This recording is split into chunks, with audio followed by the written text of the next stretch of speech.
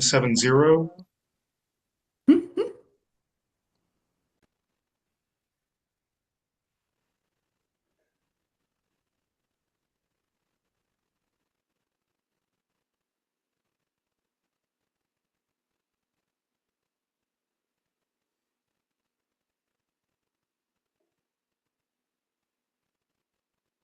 Okay, then it's right at the top of the hour, so we're going to go ahead and get started here in just a second.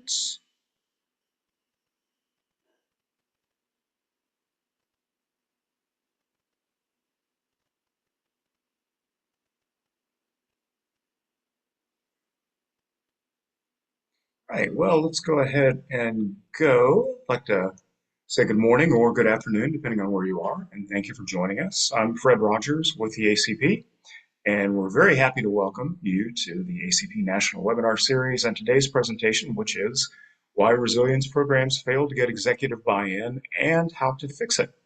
Our presenters today are Melanie Lucht, who is VP of Customer Success for Fusion Risk Management, and Adam Quilty, Fusion's Principal Customer Success Manager. We will be hosting a Q&A at the end, and we do encourage participation with any questions you might have that come up along the way. Please use the Q&A feature, as always, at the bottom of your Zoom window, and we'll get to as many as we can during the brief Q&A session that's at the end of the presentation. And yes, before you ask, Melanie and Adam will be sharing the slide deck, and they'll do that later, and you'll receive a link to that automatically, as well as a link to the recording of this presentation. So, on to today's presentation. Many resilience programs fail to gain executive support, not because the work lacks value, but because it's communicated in the wrong terms for an executive audience. Program updates and reporting often focus on activities, maturity, and compliance. Boards expect a clear view of risk exposure, including financial impact, decision points for mitigation, and the organization's ability to sustain critical operations and protect its highest value assets. This session will provide a practical approach to closing that gap. Today, you'll learn how to reframe resilience in business terms, quantify risk using financial and operational metrics, and structure board-level updates that demonstrate measurable value. Boards love measuring stuff. The discussion connects resilience directly to critical services, revenue and reputation protection, and strategic objectives. Drawing on both executive perspective and real-world program management experience, this session highlights common pitfalls and shows what separates the programs that secure investment from those that struggle to gain traction. So, Melanie and Adam, thank you both very much for being with us today. Thank you, you, Fred. Fred. Yeah. Melanie, would you like to start off by giving a little bit of background on how you came to be here today, and then I'll do the same and we'll dive in. Sounds good. Thanks, Adam. Well, good afternoon. Good morning, everyone. It's really nice to see some familiar names out there. And thanks for joining us today. So yes, I am Melanie Lucht. I am the VP of Customer Success here at Fusion Risk Management. I have been in this role for a little more than a year and a half here at Fusion, but prior to that, I was a longtime Fusion customer. And more prior to joining Fusion, I was the Chief Risk Officer at Carnegie Mellon University, where I spent a lot of time, 3 times a year, giving presentations to our Board of Trustees. So hope that maybe some of the things that I learned and somewhat painfully from that experience would be of benefit to all of you today. And just happy to be here. Adam, I'll hand it over to you. Thanks, Melanie. So I do have the pleasure of working with Melanie at Fusion Risk Management currently. Similar track record, if not quite as illustrious. I've been in the business continuity and disaster recovery resiliency industry for about 15 years. Primarily as a vendor, but also as a practitioner. And then I've been at Fusion in my role as Principal Customer Success Manager for about a year and a half as well. The last 3 years prior to that, the organizations I was working with building out their and maintaining their disaster recovery programs were Fusion users. So do have some of that experience as well. And from a certification perspective, do have the DRI MBCP certification, just to give some perspective in terms of where we're coming from and the types of conversations that we've been having previously with board members and executive leadership overall. So would love to start out just by defining the problem as we see it. We're going to talk through a lot of what executive leadership and boards are looking for and some case studies and examples of what a successful presentation can look like. But as far as the problem, this is an evergreen challenge. It's something that I'm sure many of you have had conversations and attended other presentations on similar subjects. And I think that it's primarily because the skill set for us as practitioners running and maintaining continuity and resiliency programs, those skill sets aren't necessarily the same as the ones for managing upwards and marketing oneself and one's program to the leadership team. So there's not always a natural or intuitive fit there. The real disconnect that tends to occur is in framing and language. So we as practitioners tend to spend our days thinking about and therefore report upon what we have completed, the number of BIAs completed, the number of plans updated, the number of tests and exercise that have been conducted, program maturity scores and trending over time. And then when there are compliance requirements, what the audit findings are, where we have gaps, and where we're reducing the count of those gaps. This can be helpful information. It's important for running a program. But what boards tend to actually care about, the language that they use and the way that they think about running the business and mitigating risk, tends to focus much more on the financial impacts, both revenue and protection of those streams, the exposure to risk in actual dollar value and not just number of risks or number of gaps closed, and overall posture, reputation, regulations, SLAs that won't be met, and the positioning compared to the competitive marketplace around benchmarking and how is the rest of the industry doing and how do we stack up. So just a quote to put this in perspective a bit. In the most recent BCI Continuity and Resiliency Report from last year, it was found that investment in resilience programs is actually increasing faster than the governance and the alignment to frameworks. So about 2/3 of organizations reported an increased support for resiliency programs, but nearly half of practitioners still say that they lack that support that they need to establish dedicated board level resilience leadership. So there's the interest, there's the demand for information and feedback, but not necessarily the investment and skills that will help to push that message forward. And ultimately, as we see at the bottom here, if the board doesn't see the value, it doesn't exist. It's not going to be a focus. And if it's not a focus, then there's not going to be that budget to back up your program and the growth and the strategic objectives that you're looking to achieve. So with that, Melanie, I'm interested in your thoughts on your experience and what they do want to hear. Yeah, thanks, Adam. And you're right. I think what you were mentioning earlier, all of those things that we do that keep us and our teams so busy, it's a lot. And it's a lot of work. It's a lot of hard work. And we often find ourselves wanting to demonstrate all of the work that we've been doing and our teams have been doing.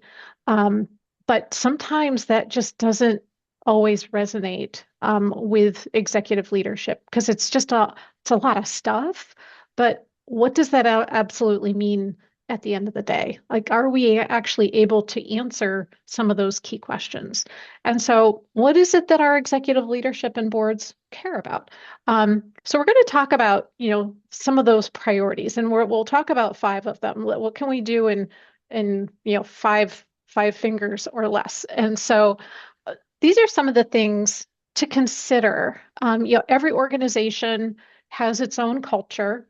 Every organization has its own, let's say, mindset around, what they care about the most. So I think we want to paint all of this with the brush of know your audience. But, a lot of what the boards want to understand is how are we as an organization protecting and growing revenue? We want to demonstrate growth. We want to demonstrate expansion. And how is that uh, going to help? How are we going to help enable that? How are we protecting that? How are we able to show what value we're bringing to the organization? What about sustaining our critical services? Operational continuity. I mean, this is what a lot of us spend a lot of time focusing on is what are the things that absolutely need to continue despite whatever that disruption may be? Do we actually know what those things are? And do we feel confident that regardless of what the disruption looks like, that we would be able to withstand what that impact could be? They want to understand that. Some of you may have heard or may have had exposure to what is being um, talked about as the minimum viable company, right? Okay, we can't do everything, but what absolutely has to be maintained so that we can deliver our critical services. And that might look differently depending on what line of business you're in. What are those critical services, right? Um, if you're in a financial services organization, it's going to be payment processing. If you're in an insurance organization, it's going to be perhaps claims payments. So again, it's going to depend, but every organization to an extent cares about their reputation. Um, it takes a lot to earn a solid reputation, but it doesn't take a whole lot to have that damaged. And word travels faster than ever before because of a little friend called social media. So, and unfortunately, if we're not able to effectively manage our reputation as a result of a disruption or whatever, the social media can create the narrative itself and it goes like wildfire. So, how do we protect that reputation? And how do we maintain regulatory compliance? And I want us to not think about specifically compliance as an activity, because what the boards and what executive leadership are going to care about is how are we maintaining good stead with our regulators to ensure that we are avoiding penalties, and we're not going to be finding ourselves with anything that we will have to go into corrective actions about as a result of some of the perhaps disruptions that we've experienced. Because at the end of the day, we will be able to demonstrate strategic resilience. So what does that mean? This is not the day to day. This is being able to take your program and connect it to the strategic objectives of your organization. What is it that we're looking to do as a business? What does the next 1, 2, 5, 10 years look like? Is there a strategic plan? And if there is, how do you connect that directly into your program so that you can show them the connective tissue between what you're doing and how you are supporting that strategic direction? Because that's going to help you demonstrate how you're creating that competitive advantage. It's not just about compliance anymore. It's not just about documents anymore. It's about how we are able to demonstrate to our customers, to our colleagues, and to our board that we are a resilient organization. And that is what's going to differentiate us above our competitors. And quite candidly, anymore, it's assumed. our customers just assume that we got this covered. And I'm sure all of you have heard or have seen when something does go wrong, what is the question? How could this have happened? Well, you know, hindsight's always 2020. So how do we look in a more forward and proactive way to show that our programs can be that enabler and that differentiator? Next page. So how are we going to fix this? Um, and this is a topic of conversation in so many venues. So I'm sure that this is not the first time you're hearing this. And obviously, this is coming from a particular perspective and hopefully this will be helpful and add some value, but we also want this to be a conversation. So here's a practical framework. So from our perspective of how you can earn and keep it. So let's shift the conversation and let's stop thinking about activities, which are very important. That's the day to day. We got to do these things. But let's flip that over to outcomes. And when we think about outcomes, all of the data, all of the information, all of these exercises, what does it ultimately mean at the end of the day? How can we quantify risk in terms of dollars or currency? And if that is something that means something to your board, then how do we show that? How do we also show what impacts were avoided? And this is tricky. How do you show what was saved in terms of what did not happen? And so that can be perhaps challenging. However, you can show perhaps with all of the things that you've been doing, what are you saving the organization at the end of the day? Especially as that translates to recovery time improvements. So all of that work can actually show we exercised these critical services and we have been able to successfully demonstrate that we can recover in less time than we did before. Well, what does that mean financially? And how does that help us from a strategic value perspective? What are we protecting? And how does this ultimately help us to not only sustain our competitive position, but advance it? Because we were able to withstand the negative impacts of whatever it is that happened. And I always liken it to, if y'all of you remember Forrest Gump, he was the final shrimp boat after the hurricane quite by accident. But you know what? That was the strategic advantage at the end of the day that then, prompted Bubba Gump Shrimp Company to become what it was. So thinking of it in those terms, translating all of that stuff that we do into the language that resonates the most with our executive leadership. Well, The just next to, slide. Oh, I'm sorry. Go sorry, ahead, Adam. I was just going to expand on that because I think it's a really interesting point that it sounds Mhm. like it's not so much that we don't say how many plans were updated or how many exercises were completed, but that by doing this thing, we've been able to achieve this outcome that's in line with the strategic objective of the organization. So it's not Mhm. necessarily that we're throwing out all of those reports that we're used to doing or that we're Mhm. tracking for our own purposes, but rather linking that to what our audience then cares about.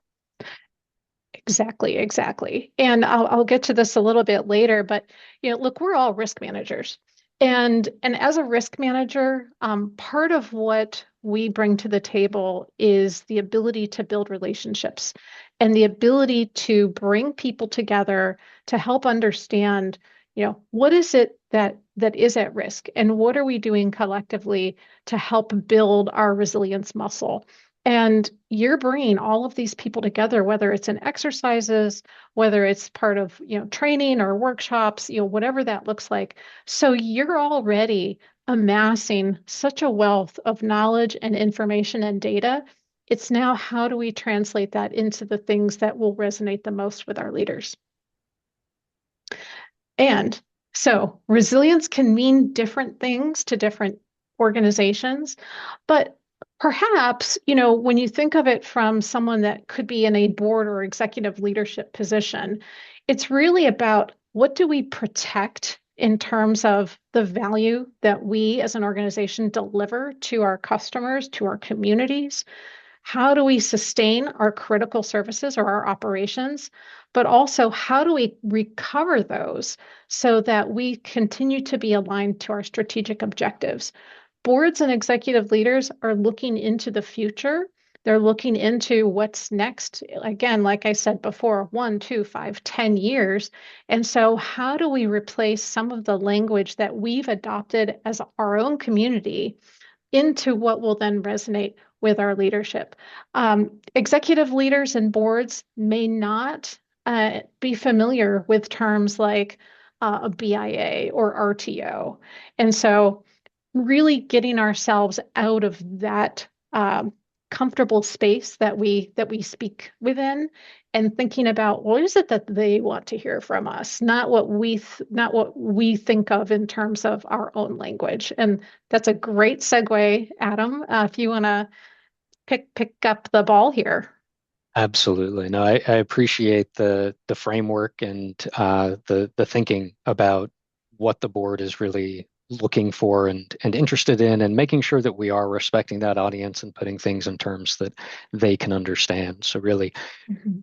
talking about those same resilience and risk topics, but in a way that addresses those 5 key points that you had mentioned earlier. So when it comes to financial impact, not just thinking about which applications or which processes are impacted in a particular way or have manual workarounds in place or have dependencies on one another, but stating instead from a risk perspective what the potential loss of revenue is, as we see in the center portion, what downtime can look like from an operational impact perspective, and which of the, when we think about dependencies in particular, not just looking at, well, this process requires these 3 applications be up and running, but almost flipping that on its head. If this data center or if this system or if this cloud provider is impacted and has some degradation of service or some actual downtime, then what are the impacts to our organization, to our normal operation, and to our bottom line? What are the SLAs that might be missed, the fines that might be incurred, the revenue that might be lost if we're operating in a less efficient way, or if a particular site needs to be shut down temporarily while those recovery processes are ongoing? And then tying that back to what are we actually doing to mitigate those risks? So bringing it back to the successes. Um, and of course, when we think about, as you were saying, the impact of social media and our customers talking to one another, the marketplace at large, whether we're in business to business or business to customer type relationships, uh, folks are going to spread the word about something negative much faster and much further than spreading the word about something positive. So making sure that we're controlling that narrative, getting ahead of the story, and presenting that in a way that shows not that we were impacted by an event, but what that response was, and how we're turning that into something positive, and showing the resilience of the organization. In terms of how we actually do that, I think that one useful tip is not just reporting on the numbers, not just showing graphs and visuals, but actually telling a story. And for those who have been out of their literature and storytelling classes for some time now, maybe a little bit of a reminder on how this can apply in a business sense. So we're starting from understanding the conflict, essentially. What is the risk that was identified? What is the critical service or the capability that could fail if impacted by some type of interruption? And framing that in terms of the likelihood, the probability of that particular issue, and why it was worthwhile to focus on.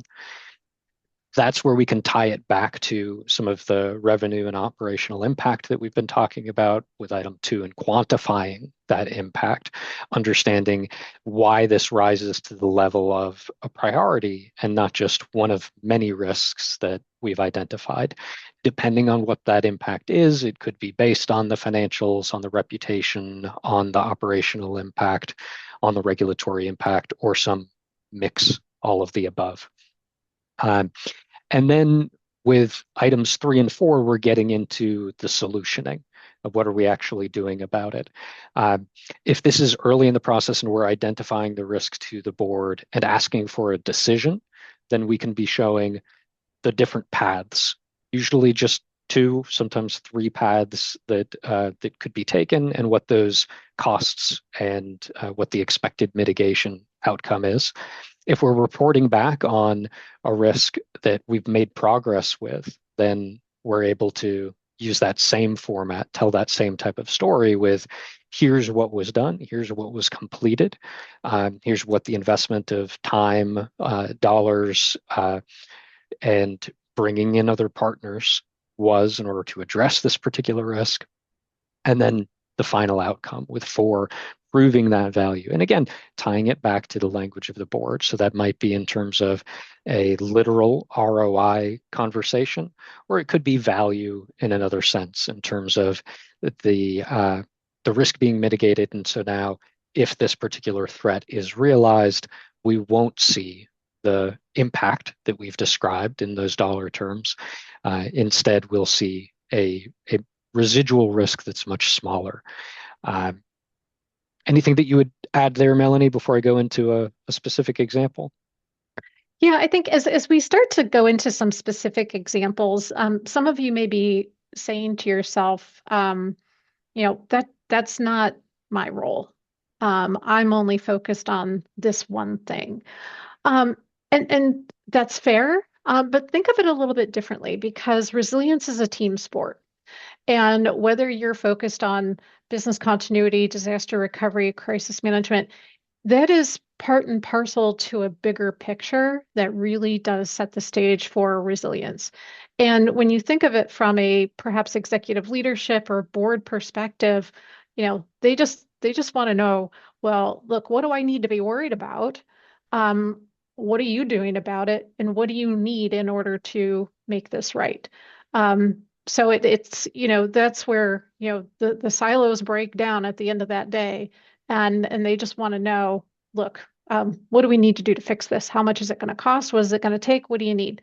That might be an oversimplification, but at the end of the day, that's what they're looking for. And in my interactions, um, you know, again, my interaction was at a higher ed level, so it's obviously going to be different depending on the organizations, is that, they truly want to help and they truly want to make sure that they are also helping to protect your organization.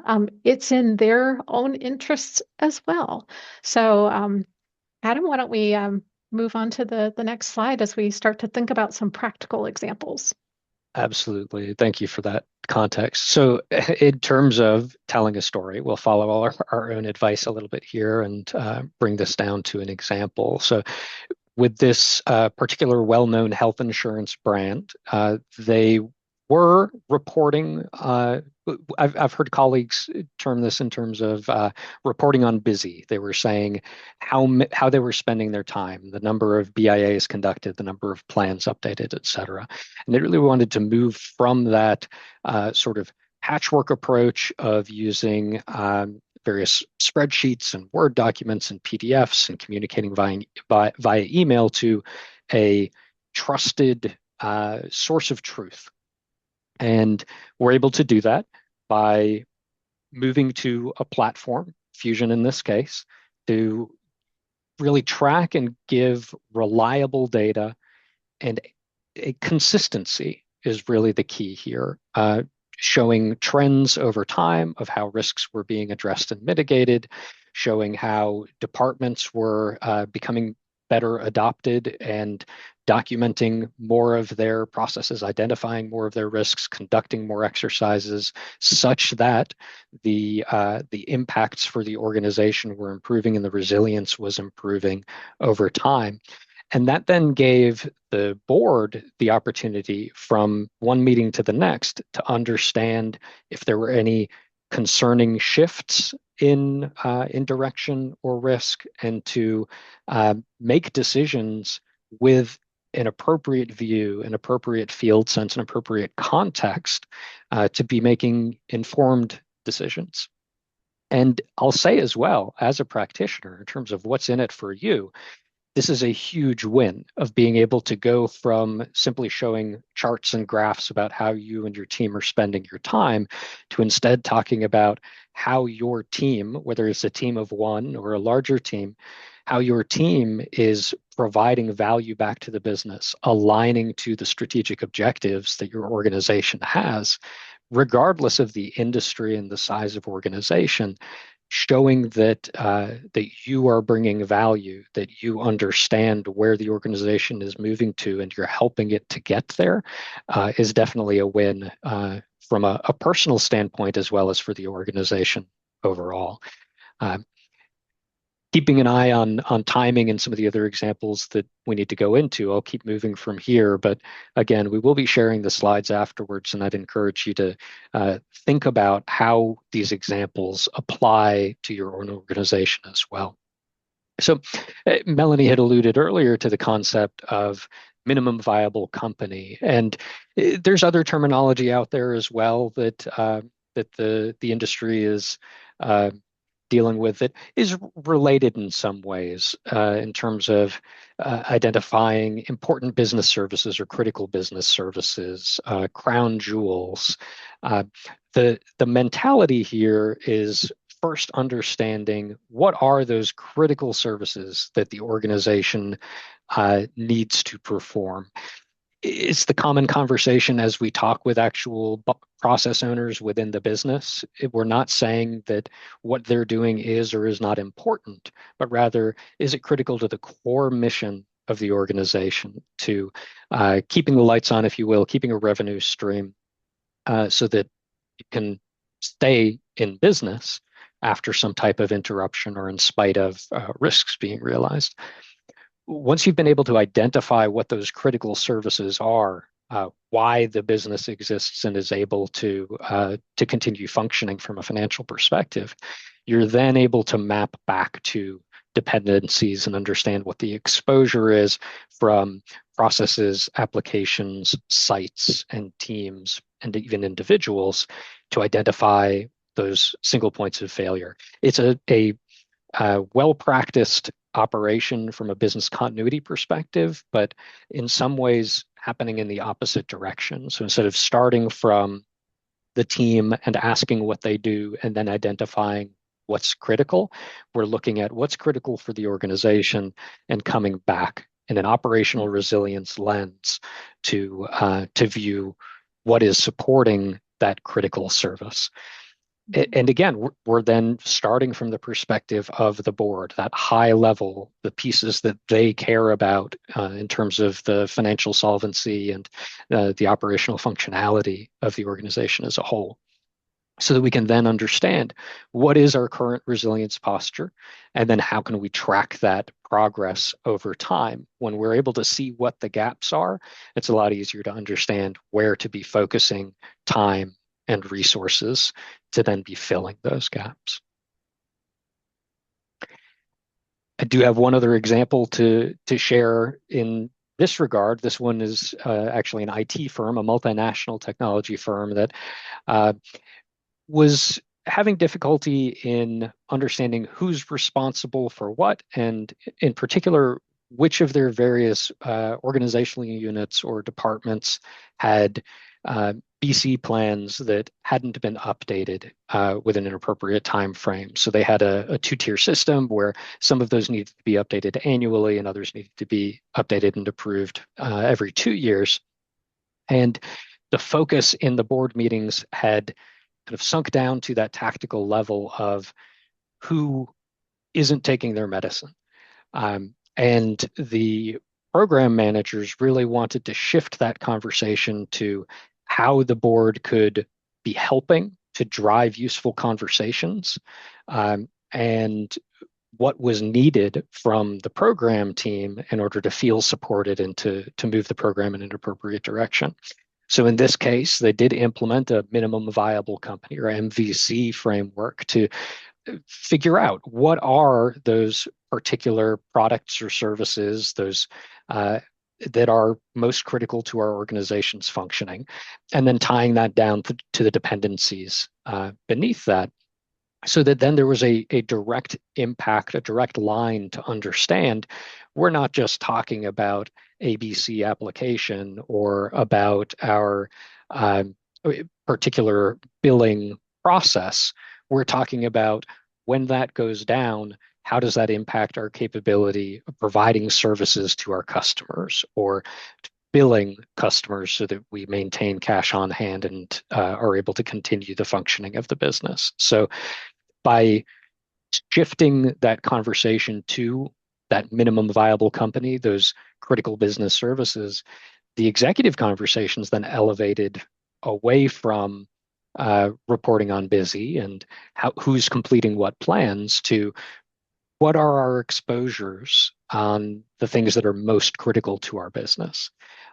So this was a win not just for the program managers in terms of gaining the executive's ear, but in terms of making those meetings more useful, more impactful for the direction of the business.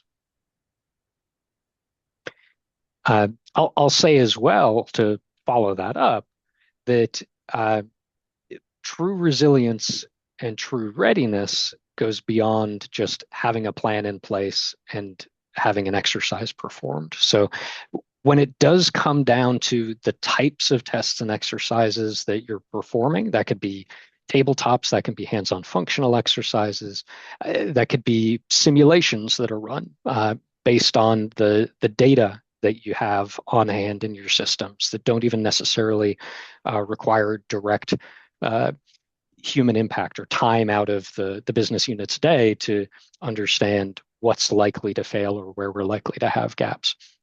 But it can be helpful in positioning those tests and those exercises in terms of realistic scenarios to gain and keep the attention of the board. You don't need to wait for a real impact to not let a good disaster go to waste. You can present severe but plausible scenarios, whether that's based on cyber risk, whether that's based on the traditional natural disasters, or very commonly these days, understanding a cloud provider outage or an upstream outage, as we've seen commonly in the news over the last several years, that can then lead to multiple failures across your vendor network or your ecosystem, your supply chain. To then understand how would we perform and demonstrate that value without waiting for an actual disaster by then quantifying if we didn't have these preparedness steps in place, this would have been the outcome. Our organization would have lost X dollars in revenue, been unoperational or working from inefficient manual workarounds for 30 days. Instead, by doing this planning, by having these steps in place, we're able to shrink that significantly and save these theoretical dollars. Again, the point here being we're able to show that return on investment without waiting for an impact from an actual event, but instead through the use of exercises and tests, so that when we're presenting that to the board, it's not just we completed X number of tests, but by completing these tests, we've validated that we've generated these savings and these efficiencies and this return for the organization. With that, Thanks, Adam. yeah, Yeah. I'd love to turn it back over and get your thoughts around another framing. Yeah, thanks. So looking at it, when you think about from a board perspective, we're gonna look at 4 tests. You're only going to see 3 here because the 4th one is a little bit later on. But they want to be concise. We want to be concise. if you can't say what you're going to say in 30 seconds or less, or have it on a page or less and have a big headline, you're going to lose them. You may have an opportunity when you present to a board or an executive leadership, you may only have a few moments to get your message across. And so think of it from an elevator pitch perspective.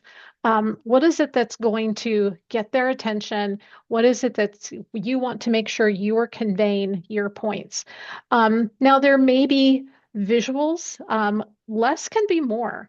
They're not going to want to see a slide with so many words that they're not paying attention to you, but they're trying to read the slide, which can lead to frustration.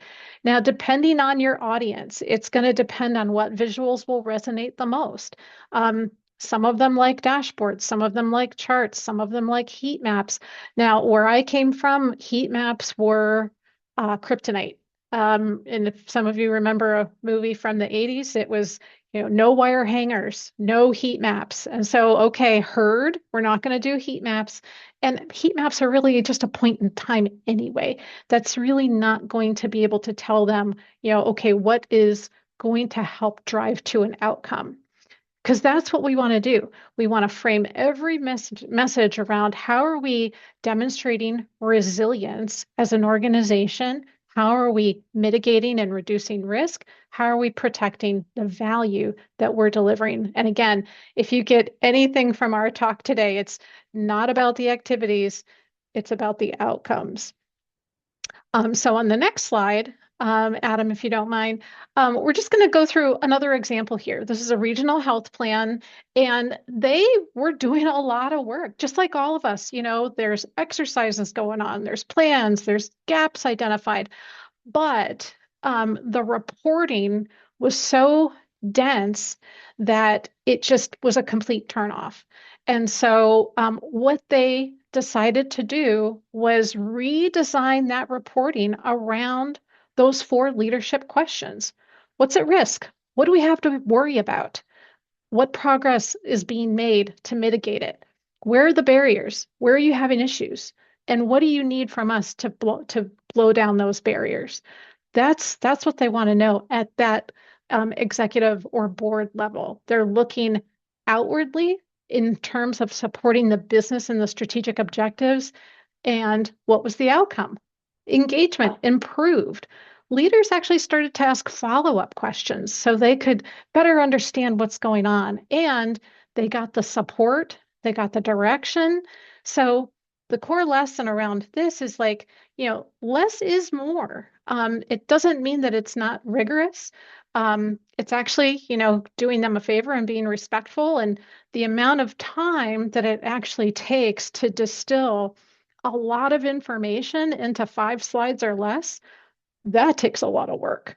So don't feel that it is diminishing in any way because it is short and sweet. It's actually going to work in your favor.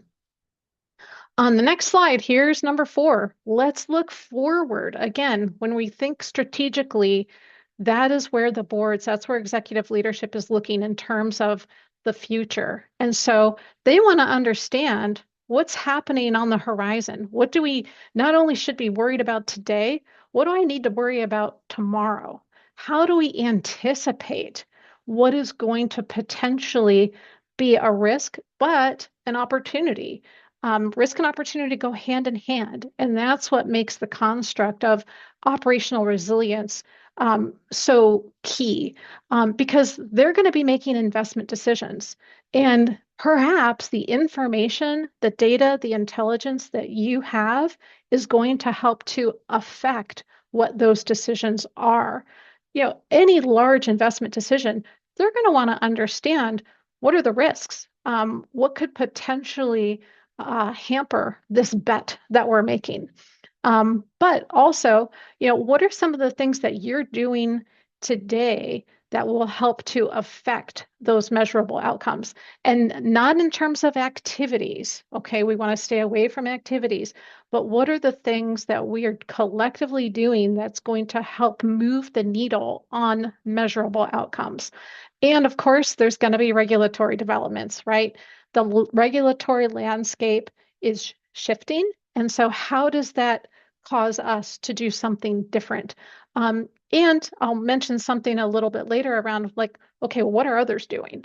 So boards are very interested in making sure that we're not reinventing the wheel, so to speak, but how are we measuring up against our competitors, or are we doing even better? So on the next slide, so here's just an example of an executive message, and insert what you believe would be the most impactful when you think of how you are talking to an executive or a board level audience. We're going to focus on the outcome, right? We reduced our recovery time for revenue generating services by 40%. And we're going to focus on that dollar figure. We lowered potential loss exposure by $15 million annually. And you may be saying to yourself, okay, well, how do I get this information? Um, it's through all of the work that you do day in and day out to get that data, to gain that knowledge, to leverage that intelligence. If you are gathering all of that information, how are you then able to translate that into the language that then resonates with your leadership and the board? And so, um, link every investment to business value. Our programs are not revenue generating programs. So, how do we change that to then articulate it in terms of value add, value protected, resilience strengthened? So, what is it that we invested? And how did we get a return on that investment by strengthening our resilience and reducing our risk? So, how can we show that?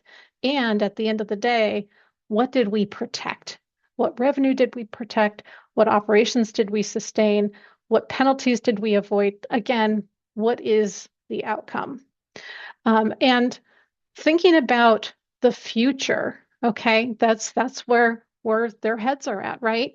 And so insert disaster here, I guess is what we could say, because this is ever present on all of our minds, whether you are in BC, DR, crisis management, enterprise risk. Again, resilience is a team sport. So we're all thinking about these things, the cyber threats that are with us every moment of every day, geopolitical risks that continue to compound into what we would consider to be that polycrisis, third party risk, third party resilience. Do we understand how resilient the third parties that service our organizations are? Have they demonstrated that to us? What are their third party dependencies, fourth party, nth party, and so on? And the technology dependencies, cloud outages. Oh, last year we experienced that, didn't we? But it's not just about the cloud, it's about our own internal dependencies. We have a lot of legacy systems. A lot of things may not have been written down. Um, there's just a lot of single points of failure. So there's a lot that can go wrong, that is for sure.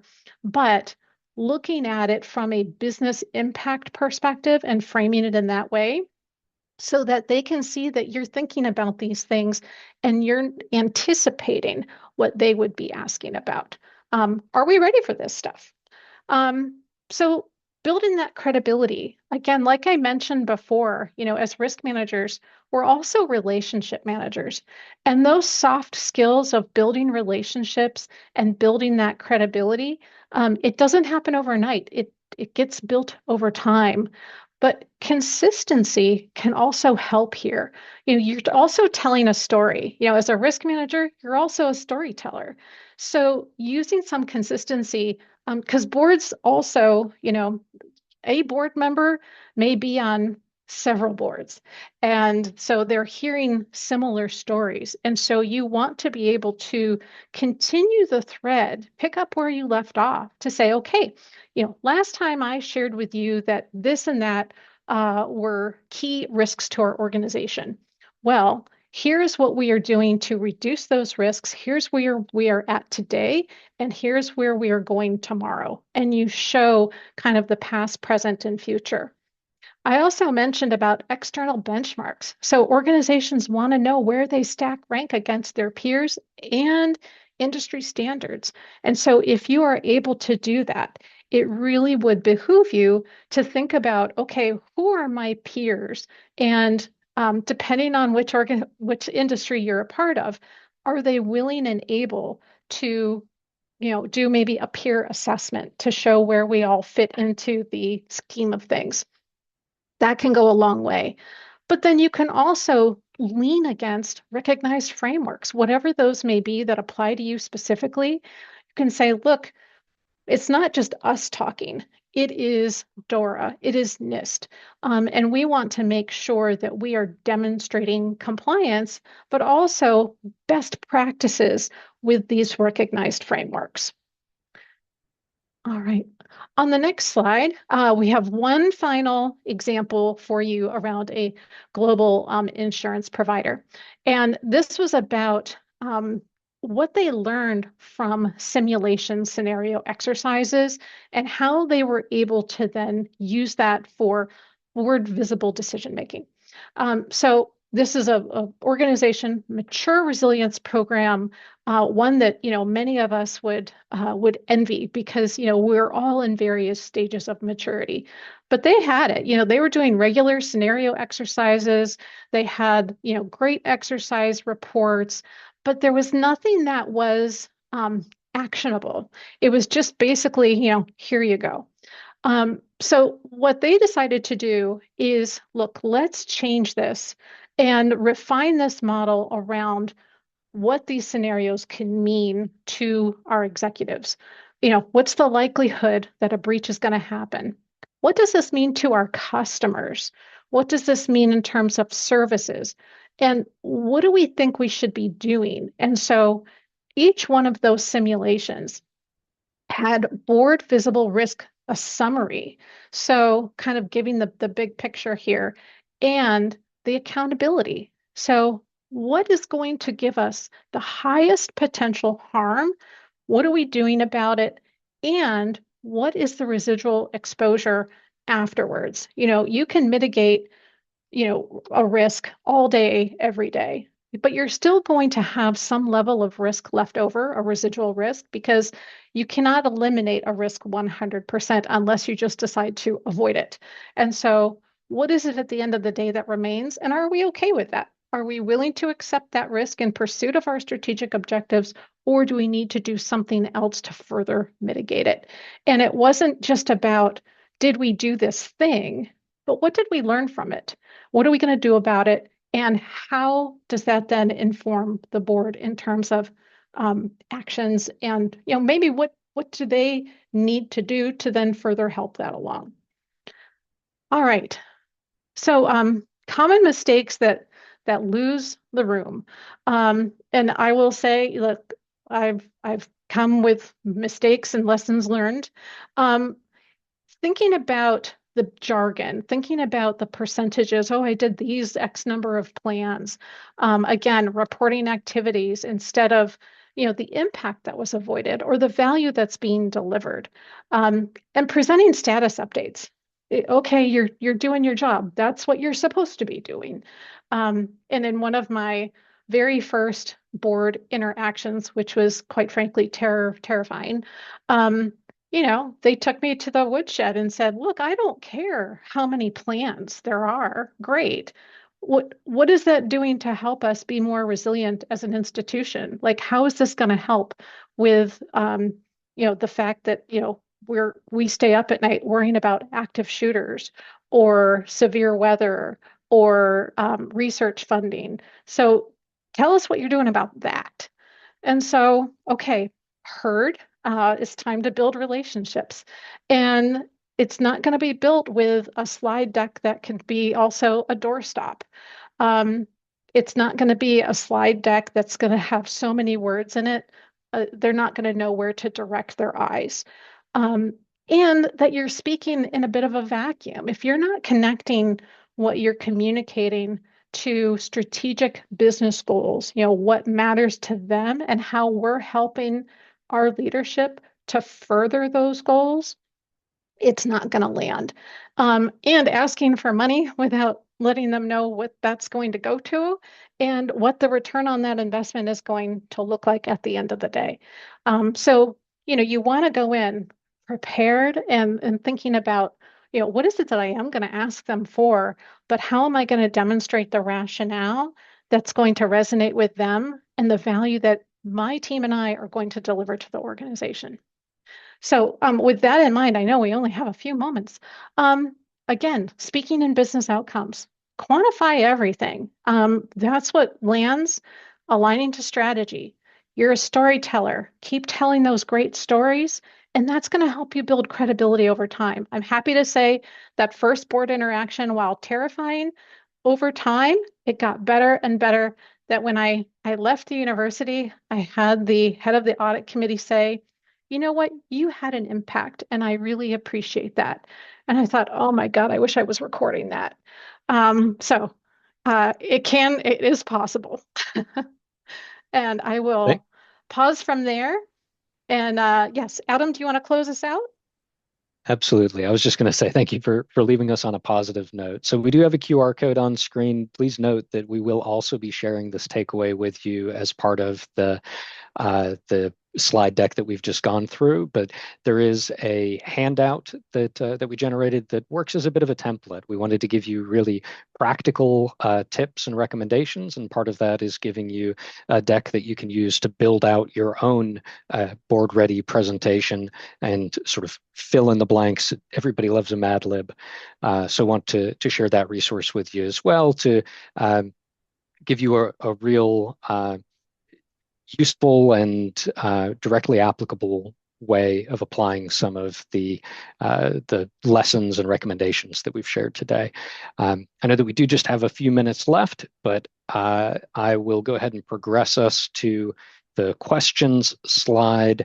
And Fred, if you could share with us, I know that I saw that the Q&A wasn't working for everybody, but I think we've got some Q&A and some chat messages, if there's any from the audience that you'd like to share.